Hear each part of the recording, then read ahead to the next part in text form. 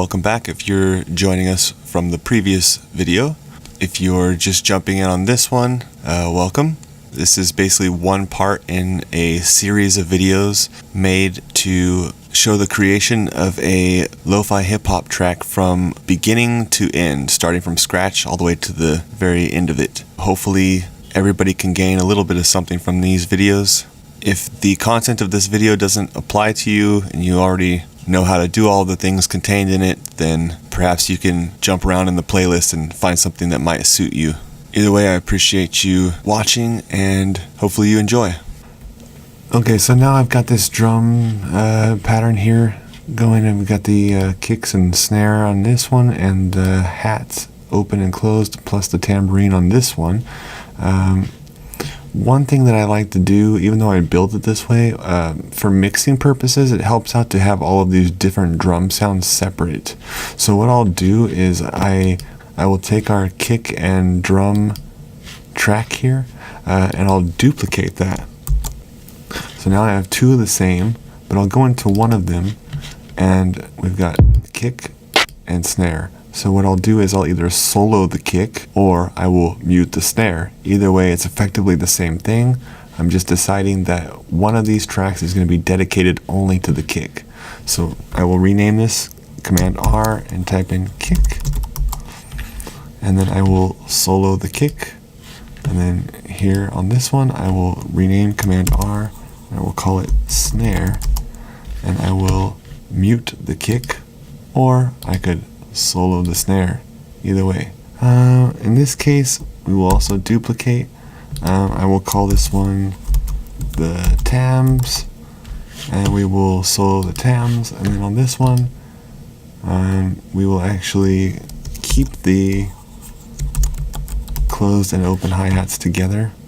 So I'll just mute the tams so that the closed and open hi-hats play together on the same track. That's fine. Now that these are all separate, I can adjust them as such. Separate adjustments for separate sounds on separate tracks. So this kick, it's really important for you to be sure and tune your drums. It's hard to know exactly what I need to tune these things to this early on in the game. I can get a general idea though by listening to this sample that we have here and finding out exactly what key this is in. Because as long as I keep this sample in the same key and don't change key on it, then that should be okay to tune our snare to, or our kick to, I should say. So I can pull a spectrum analyzer onto this track and listen to it while getting a close-up view.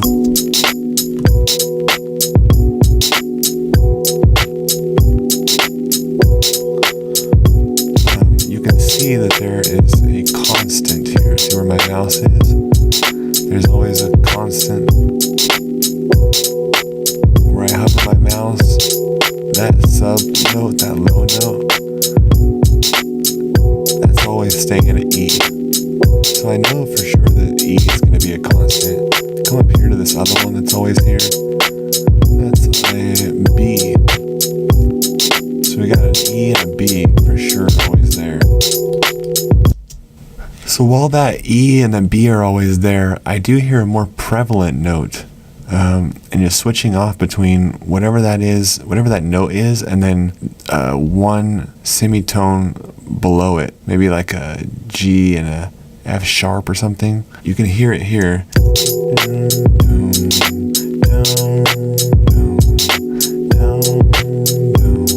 So I kind of want that tone, whatever that tone is. I can figure that out real quick by pulling in some sort of instrument and just playing on the keyboard and seeing what note it is. A quick way to do that would be to open a MIDI track, pull in an instrument, and use something like a analog or operator. The analog, we could just go here to do a sine wave. We only need one oscillator.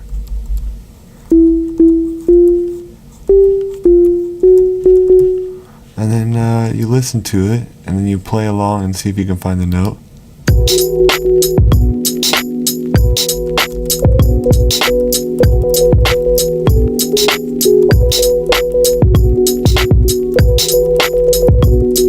As you can see, those are the two two notes that I was really hearing. And now with this, since it's just a sine wave, it's really easy to see what the notes are. So I pull a spectrum on this, double click to get it large. As you can see, there's a B and an F sharp. Okay.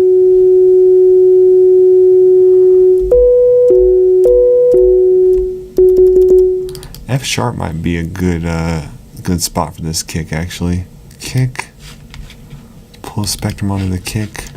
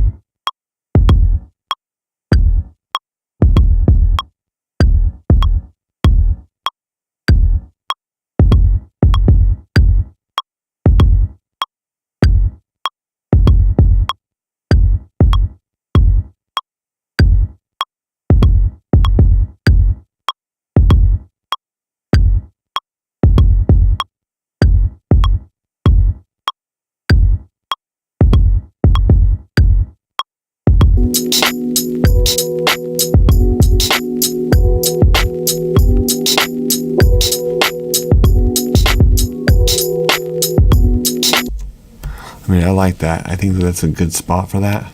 I do need to make another couple of little other adjustments to this kick. I'm going to mess with the ADSR a little bit. Probably turn the decay up a little bit. Sustain can definitely come down a little bit. The release time does not need to be at 60 seconds.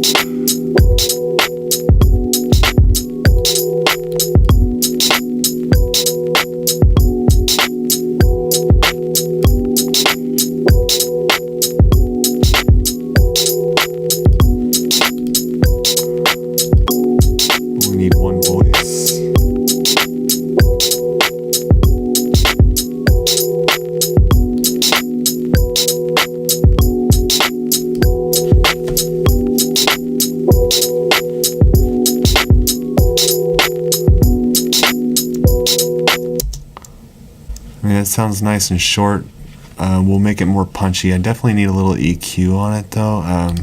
Pull in an EQ8 and let's just roll off all of the stuff right around 30, 35, and then we can also let's do like a hard low pass, and let's not do this hard one. Let's do a softer low pass. We'll bring that in somewhere around here, and take this second one somewhere around here, but let's do a hard Q and bring it down. Not that hard. Open that up a little bit.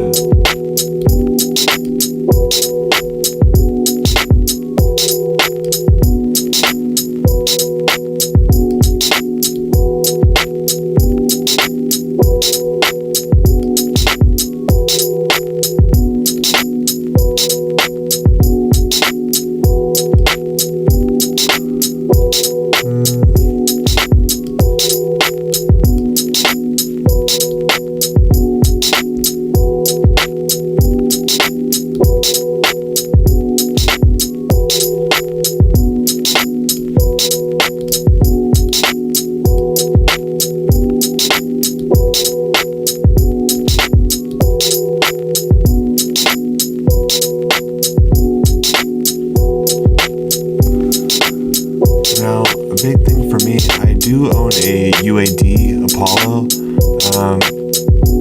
UAD just makes some really badass effects, and one of the ones that I just kind of can't get enough of is the 1176. So you can achieve this with pretty much any. You could just use a compressor. Personally, I'm going to use this 1176. 1176 LN Legacy. So yeah, unfortunately, I know this part probably isn't very helpful for a lot of you out there if you don't have a UAD plugin, but you can use any kind of compressor. Even Ableton's glue compressor is good. Essentially, I'm just gonna get some beef out of this kick. The kick itself doesn't sound too powerful at the moment, but believe me, once we get this guy on here, it's gonna definitely change things.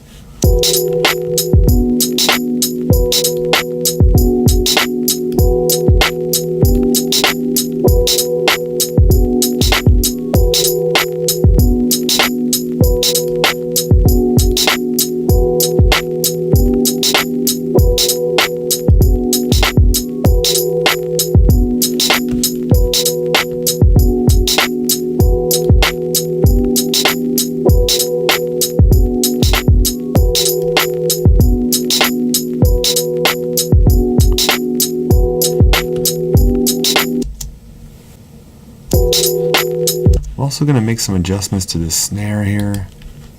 I think I'm going to bring this down a little bit.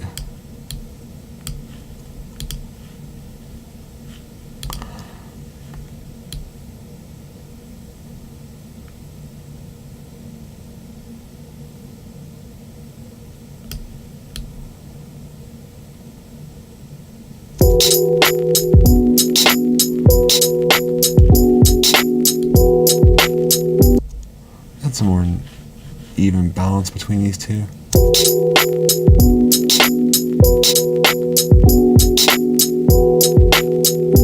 a little better here.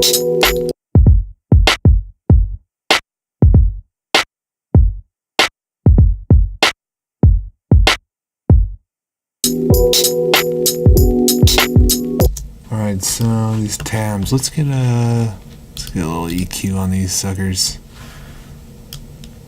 And we'll bring them down too for sure. Pan them off. Do like a cut on this.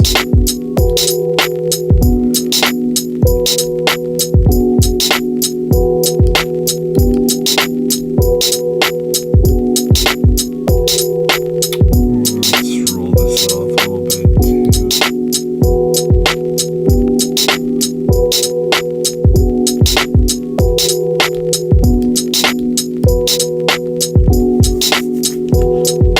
Maybe a little reverb might be good on here too. Alright, we'll go here to the reverbs. Let's go to rooms. Oh, room's already open, so let's go to bright room. Let's try that.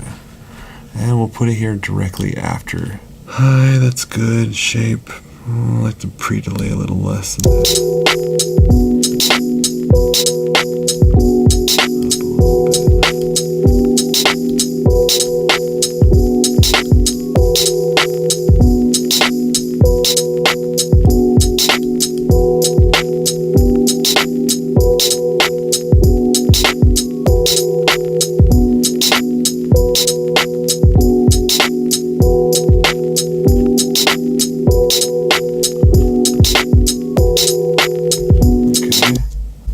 Let's go the other side with this. And these hats. Let's do the same thing. Let's put that bright room on there. And let's see, we'll keep it on high. Spin. Turn the pre-delay down again. Size 770s, 800, something like that. Let's kill this though.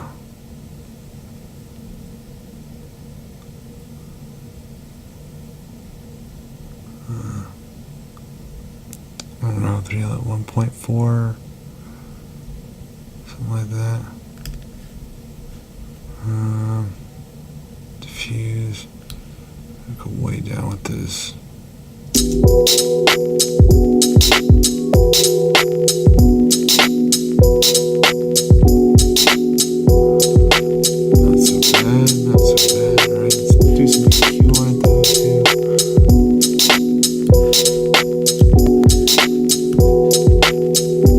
Very similar EQ as we did to the Tamarind, honestly.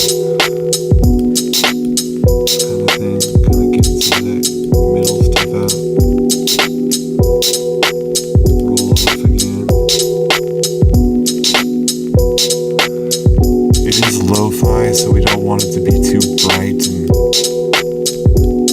the point is to go kind of dark here actually on a lot of stuff, so hopefully bring these down, speed up.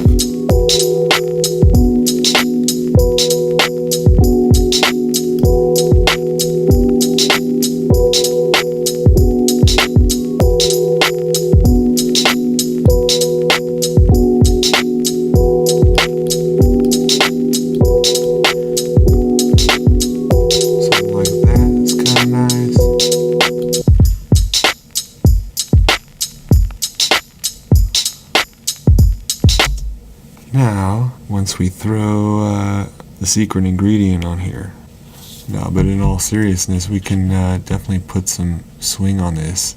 Let me show you.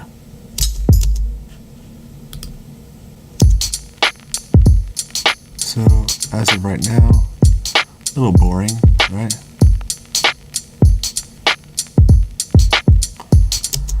But we got these excellent swings here.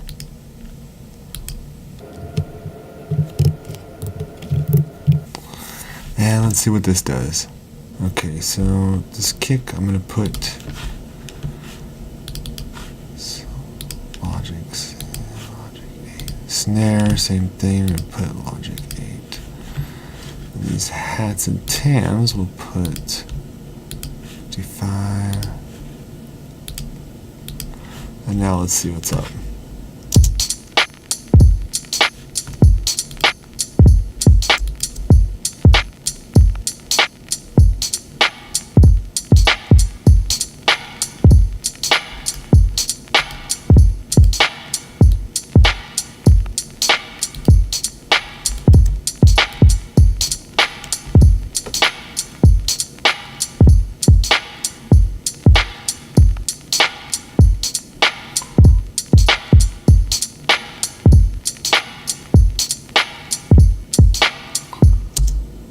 Nice. So as you can see here, we've got everything complete. We've got the kick, the snare, the tams, the hats. Everything is kind of got more leveled out. We've got some reverbs on things, panning, EQ. We have the swing on there now. Logic 8. Sub up 55 on the tambourine and on the hat, and then Logic 8 sub up 70 on the kick and snare, and we've got the returns going to this reverb. Now I have a UAD reverb that I like to use on drums that I have set, so I'm just gonna put that in there. Myself, clean studio preset that I kind of tweaked a little bit to my liking. Just adds a little bit of room sound to it. So next up, this sample right here that we've got going on, kind of like a Rhodes keyboard sound. I'm just gonna chop it up a little bit so that it fits better with the beat. As always, thanks for watching. Please like, share, subscribe, comment below. Next, we're going to move on to the melodies, so hopefully there's something that some of you can get out of that.